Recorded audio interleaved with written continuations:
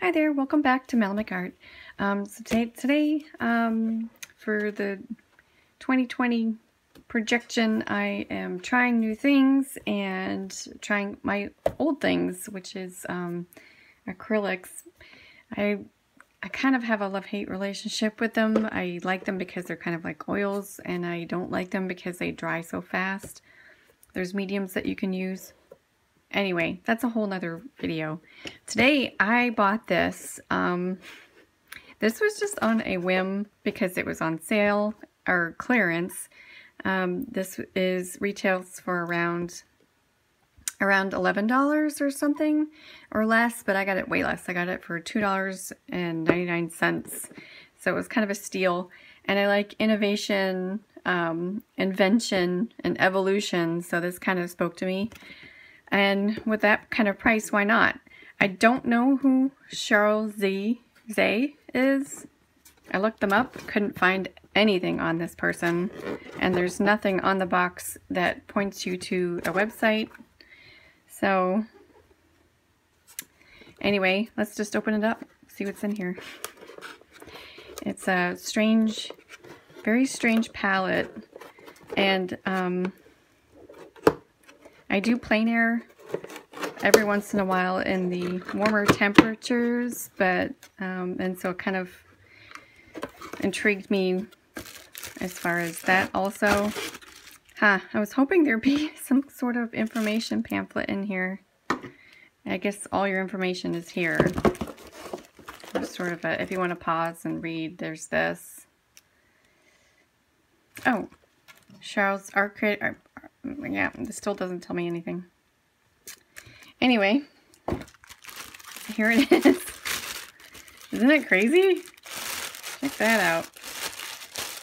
Right away, I noticed that the plastic is a little bit more higher quality than I thought it was going to be. I thought it was going to be like that really tinny, thin kind of translucent, cheap stuff, but it's not bad. The wells are not as like long as I thought they were going to come out. So you will have to keep them at kind of like this angle if you're going to be working with it. So you have a couple loops in the back if you want to hold it like this. It doesn't really feel comfortable for me. I don't know. I kind of would be someone that would just keep it on my desk and just work from it. Let's see if it does that. Not really. Maybe like this. Yeah, I could work with it like that. It kind of stays. And I usually work with oils, so I have a lot of these glass palettes that I use. This is just a pane from some old frame that I don't use. I think it was busted or something. So I'm gonna break out my, oh my gosh, I haven't used these. Oh, I was going to talk about this. So for acrylics, I usually just grab stuff like this. You can even get like a little jewelry case. This has gouache and watercolor in it. And I also used this in the past for my oils, and it's really great for acrylics. It comes with this paper, like a freezer paper. And these really strange, yeah, now you see how old it is. I mean, gosh, it's like, I don't know, 10, 14 years old maybe. So I used to be in acrylics pretty heavily until I found oils to be a lot more, I just liked them. They just were like more of an upgrade. And I'll be using this Canson oil and acrylic paper to do a project on. So I'm going to get this out of the way because it's really large. It's a 10 by 14. So here are my acrylics, and I haven't looked at them in quite some time. So they say that you can use these with watercolor, oils, but the problem with oils is this is plastic, and oils tend to actually stay on plastics because acrylic is kind of a plastic, and when you paint, when you prime a surface, it's usually acrylic, so plastic, oil, and then this would stick, so that's why I use glass foil. I hope I didn't confuse you there. So this would be really good for water media, and they suggest maybe watercolor, but these wells are enormous. I don't know. I mean, maybe if you wanted to go plein air, but the slippery surface of these would make those watercolors, when they dry, they would just fall right out. So, I don't know. This is only for acrylics in my humble opinion. So, I wouldn't use it for oils, watercolors, gouache, anything else but acrylics. So that's what we're going to do today. And I keep going in circles, but that's okay. Hopefully you forgive me. So my gosh, it's been forever since I've looked in here. And honestly, if I remember right, I don't think I have a decent red. All of my reds sort of skew to like a very warm color. And I think that's why I bought this at one point, just to try it. Yeah, so I'm gonna put a few in here, and let's say the top is for whites. I mean, I think I'll probably mix on these glass, so I could just scrape them off afterward. So, I mean, I wouldn't use these for mixing. I don't know. This is kind of for a person that would mix right on canvas, or do really, really chunky work on a very, very big surface.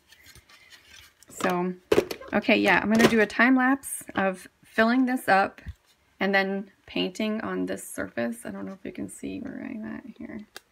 On this surface. So, I will see you after I have created something, and I'll tell you what I think of this product.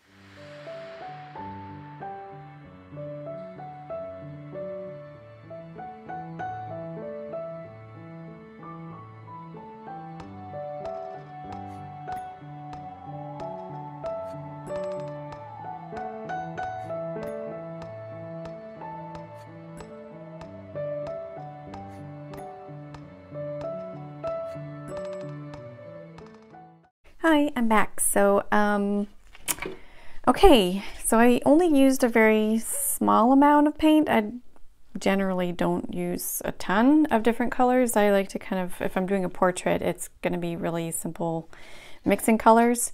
And I gotta say, you know, for acrylics, this is actually a really great tool to have, because it kind of is a space saver.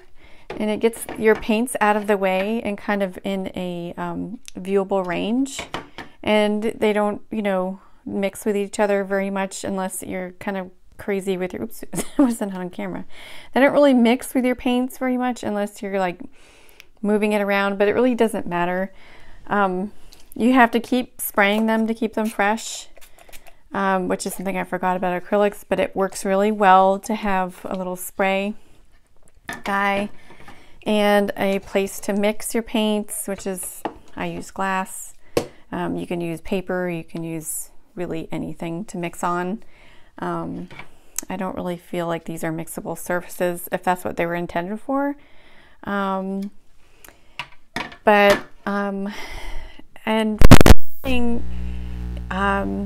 getting back into acrylics was really weird for me. I wasn't really sure what I was kind of doing at first, but it kind of came together at the end. It's a lot more cartoony than I really wanted it to be, but I'm glad I gave it a shot again. This is the reference. So,